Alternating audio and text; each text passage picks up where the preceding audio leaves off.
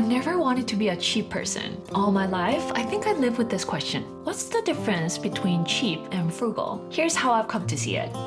Cheap means placing more weight on the price you pay at the moment of purchase than the long-term value of the item. For example, buying the absolute cheapest version of something with little regard for its quality. Cheap is also about hoarding money, like Scrooge in A Christmas Carol, rather than learning how to spend it well on what you truly value, while still cutting out the non-essentials. Growing up in an Asian frugal household, if I wanted something, I had to convince my parents for quite a long time. I didn't have the UGG shoes my friends wore, but looking back, I realized I never really lacked anything. I had everything I needed. However, I also discovered there was a side effect as well. I think I unconsciously developed the mindset that it's always better to save than to spend. So whenever I did spend money, I was left with a lingering guilt that made me feel uncomfortable. At some point, I sat down and asked myself, where did this really come from? Then I realized,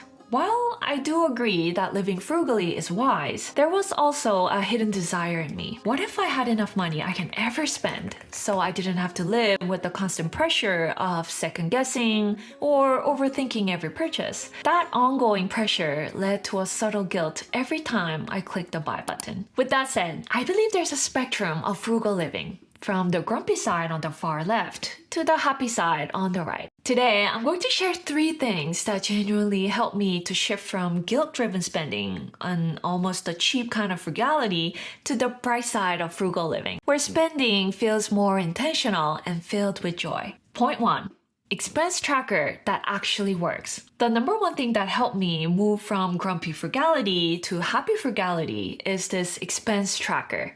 I've been doing this with my husband for the past 2 years to see more clearly what we're actually spending and how much. Of course, we had a general idea in our head, but I realized that in many cases, keeping records and seeing the data is very different from just guessing. Here's how to use this. First, figure out the total of all your fixed monthly expenses. Things like your phone bill, memberships, and also the savings you set aside first. Write that sum down here. This number doesn't change much. It'll stay almost the same unless you switch phone carriers or move to a different city. Next, record every expense after that, what it was and how much you spent each day. Keep the sheet on the refrigerator so it's easy to jot things down as soon as you get home or pass by. One more important step. At the end of each week or whenever you log an expense, use the calculator on your phone to get a subtotal and write it down here. And these are the actual benefits I've noticed since I started doing this expense tracker. 1. This method actually works. First and foremost, this method has worked the best for us. I tried all sorts of things, such as different spending log apps and other methods. But I've come to realize that simplicity works best for me. Having it always visible on the fridge makes it easy to access. And my husband and I both participate in jotting things down. Plus, keeping a pen right there beside it has been immensely helpful too. 2.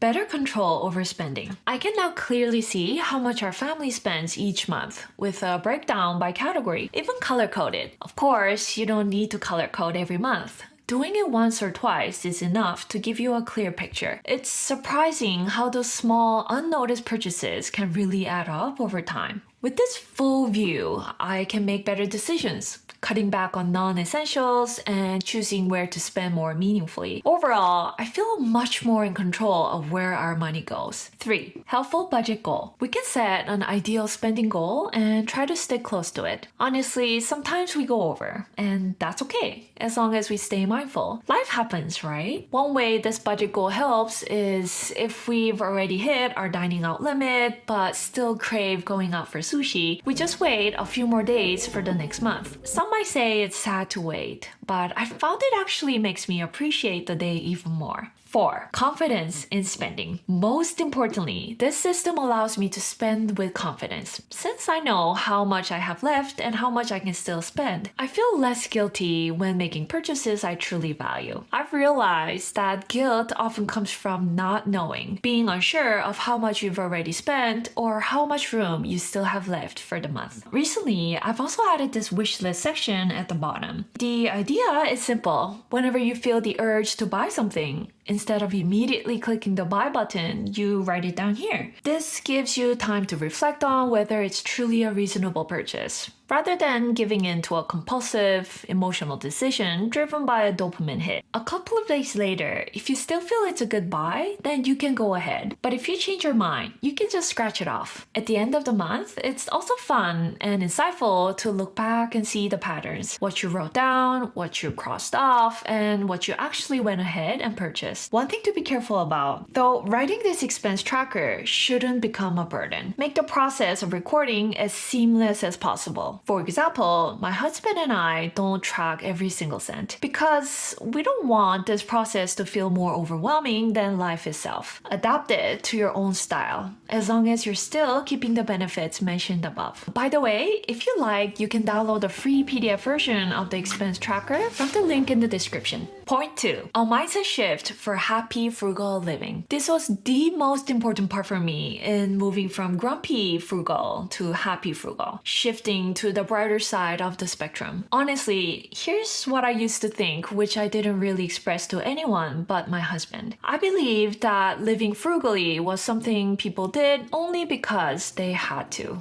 because their circumstances forced them to. That's why when I was a teen, I thought my friend's family had more than me, simply because they could spend more easily than I could. But then I had a breakthrough, an aha moment of realization. Looking back, I saw the joy of spending didn't necessarily come when my spending increased. The joy wasn't about how much I spent, but about spending on the things that mattered. In other words, my understanding of frugality now isn't just about survival. It's about living with intention. It's about learning to spend well so your spending aligns with your values and brings more joy. And that principle can apply to anyone, no matter where you are in your financial situation. That means anyone can bring more joy into their spending. Not necessarily by spending more, but by spending more intentionally. Of course, I understand that if you're in a season of survival, you often need to be strictly frugal. I've been there too, when I just got married and started our family. But looking back, I realized I could have done a better job of spending more intentionally even then, in line with our values. And as our income grew, I found out the same principles still applied. When I finally discovered what I call happy frugality, I noticed something surprising. Your spending doesn't really change that much no matter how much you earn. The key is using your spending to serve your life, not letting your life be ruled by spending.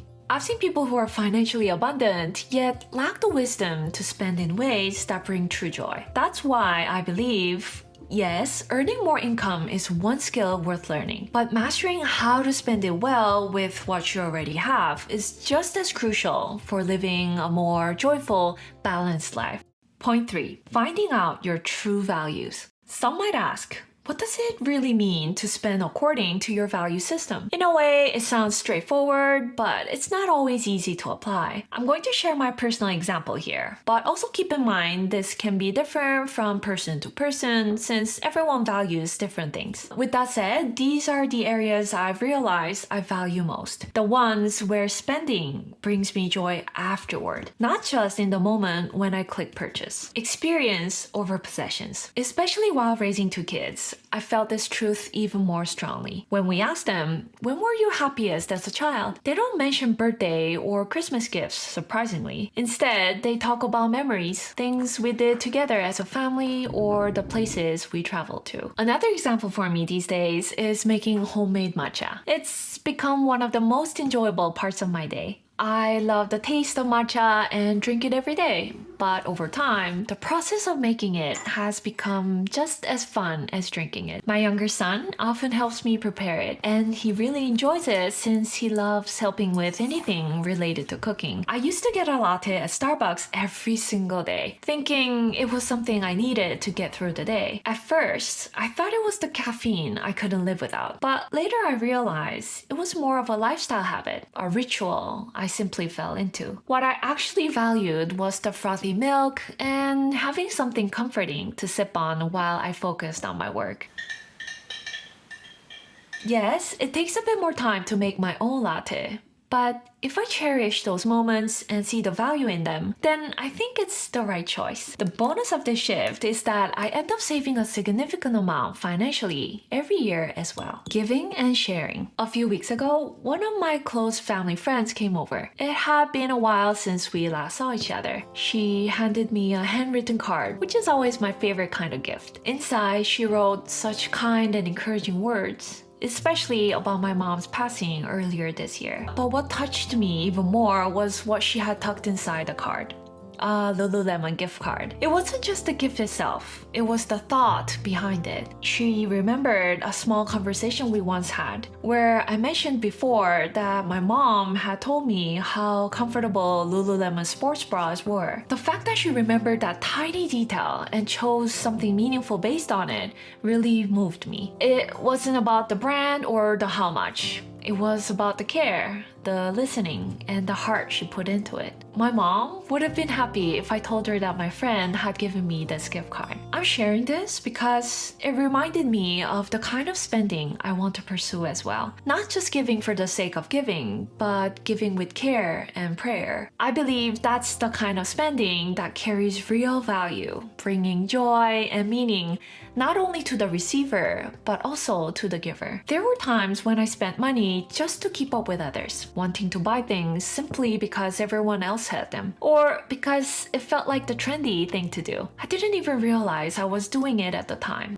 Somehow, I convinced myself that those were necessary purchases. I'm not saying it's wrong to enjoy trends, but it's definitely worth pausing to ask, is this purchase really in line with what I value? Will it continue to bring me joy after a while, or will it just sit in the closet? If the answer leans towards this, then maybe it won't add much value to your life. And also, if you want to get clearer on what you value, try writing down these prompts in your journal. What kinds of spending have brought me lasting joy? What kinds of spending have left me with clutter or regret? When you take time to reflect on these, you'll begin to notice patterns. And over time, you can shape your spending into something more meaningful and aligned with who you really are. That's all for today. If you would like to try the expense tracker that I use, you can download the PDF version. It's completely free. The link is in the description below. Thank you so much for watching, and I'll see you in the next one. Bye!